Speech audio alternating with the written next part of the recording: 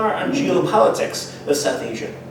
As we know, the politics of South Asia are not easy, and I think as we discuss opportunities for cultural diplomacy, here we see some excellent opportunities, really where you have a lot of historical issues, a lot of contemporary issues, as well as in the future, that make it sometimes difficult for collaboration to take place. One of those pivotal issues is, of course, Kashmir. We're celebrating today also the Black Day in remembrance of all of those who have suffered and all of those who are currently suffering in Kashmir. And I think before we begin the official introduction for the event, I would love to ask everyone just for one moment if you could stand and if we could have a brief moment of silence for not only all of those who have suffered in Kashmir, all of those who are currently suffering in Kashmir, and at the same time we can give reference to all of those around the world who are suffering injustices and human rights violations. So if I could ask you please to stand just for one moment out of respect and also recognition of all of those who have suffered or are suffering in Kashmir and also beyond in terms of human rights.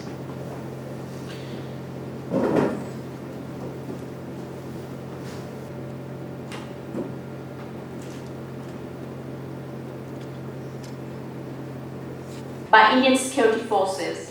The Kashmiri people have been brutally oppressed, denied democracy and self-determination, and suffered 3 wars and many military mobilizations and violations of ceasefire from LOC, and which causes many casualties on a daily basis. Honorable guests, in the recent months, a major shift of policy has been noticed in India and Pakistan.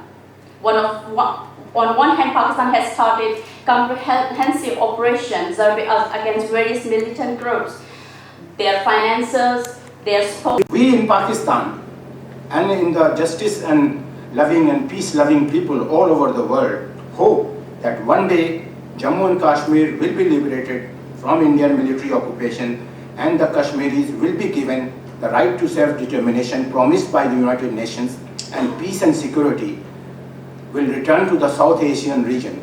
The Kashmir Forum, Berlin, for their support to this event. I will only highlight the major characteristics of the big picture, details of which can be covered in the question and answer session. In fact, I personally view the question and answer session as the best session in any talk.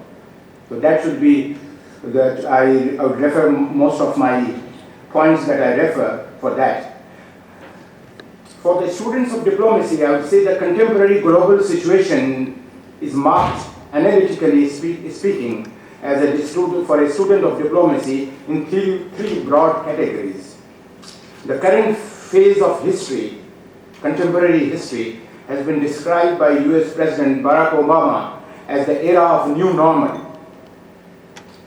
Briefly, I would term this era, new era, as an age of disorder and chaos.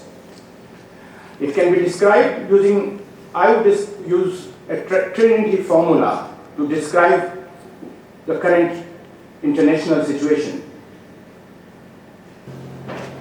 Thank you.